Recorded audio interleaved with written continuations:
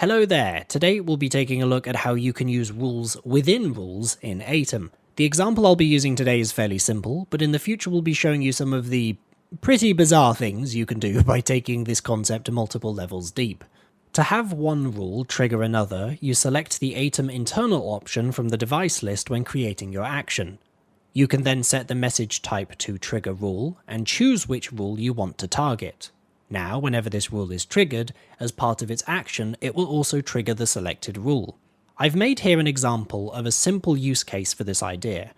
The first 5 rules are each triggered by a Twitch redemption, and when triggered, each reveals a different example image in OBS, disables the redemption used, and then 5 seconds later, it will cause the image to disappear and the redemption to reappear.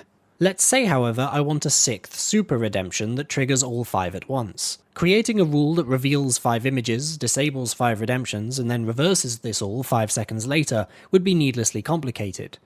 Instead, I can make a new rule, set the trigger as my 6th redemption, and for the action I can choose Aitum internal, message type as trigger rule, and then choose the first redemption rule.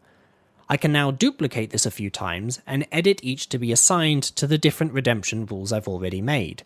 I now have a fairly simple rule to produce a result that would be much more complex to replicate entirely within one rule when I already have the desired results in others. I hope this video was helpful. If you have any issues or just cool stuff to show us, feel free to join our Discord or follow our Twitter. The links for both will be in the description.